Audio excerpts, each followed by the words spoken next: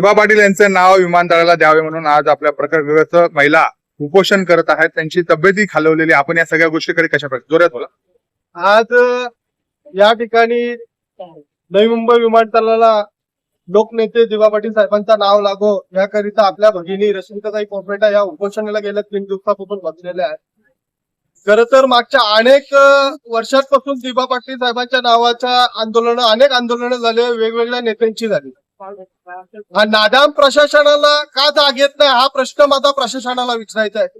तुमच्या पक्षातले आमदार, तुमच्या पक्षातले खासदार देखील आंदोलनं करतात, पण त्यांची झोली भरली तर त्यांना काय देणं नाही. मग रश्मिताताई जर अनेक जण किती बसलेत तरी इथल्या नेत्यांना कुठलाही कशाच प्रकारचं घेणं देणं नाहीये.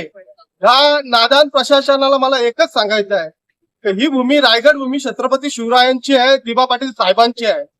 जो 12.5% कायदा दिबा पाटील साहेबांनी अख्ख्या देशाला लावलं, त्यासाठी इथली जनता त्यावेळी आंदोलन केली. दिबा पाटील साहेबांच्या सोबत 5 हुतात्मे दिले. तर आमचं दायित्व आहे जर तुम्ही नाव देणार नसाल तर आमच्यासारखा तरुण हुतात्मा व्हायला तयार आहे. पण जोपर्यंत नाव देत नाही तोपर्यंत आम्ही इथून पुढे स्वस्त बसणार नाही. आणि कुठलाही आमदार हो, कुठलाही खासदार हो, हे सांगत असतील आंदोलन करायचं आहे. जो आतापर्यंतचा अनुभव एवढाच आहे की जो आमदार खासदार येतो, आंदोलन करतो, त्यांना काहीतरी कामं भेटली, कंत्राट भेटले तर ते याच्यावरती पुढे काहीच करत नाही. पण आता समाज म्हणून सांगते, इथला आगरी कोली कराडी कुणबी समाज आहे, इथला स्थानिक भूमिपुत्र आहे. आता हा इथून पुढे जो आंदोलन होईल, इथून पुढे जो उपोषण होतील ते इथल्या स्थानिकांनी हातात घेणार आहेत, कुठल्याच नेत्याच्या नेतृत्वाखाली नाही. आज रश्मिताताईंचं मी अभिनंदन करतोय आणि तिच्या धाडसाला सलाम करतोय का ती आज उपोषणाला बसले. खरं तर तिची परिस्थिती पाहिली तर खरंच डोळ्यात पाणी येतो.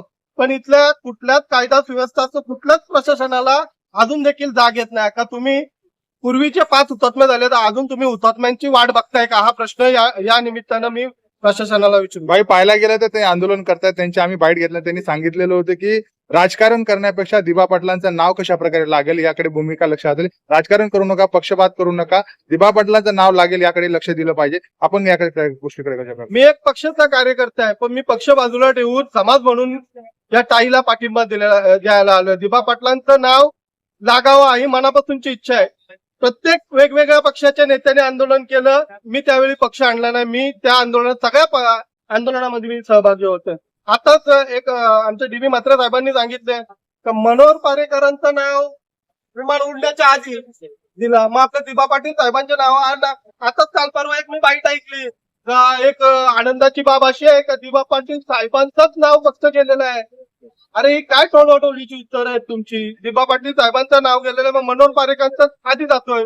मग एकच नाव आहे, ठीक आहे ना. सत्ता तुमची केंद्रात आहे, राज्यात आहे, इथे आमदार तुमचे आहेत, खासदार तुमचे आहेत, का अडचण येत आहे? का आमच्या भगिनीला उपोषण करायची वेळ आलेली?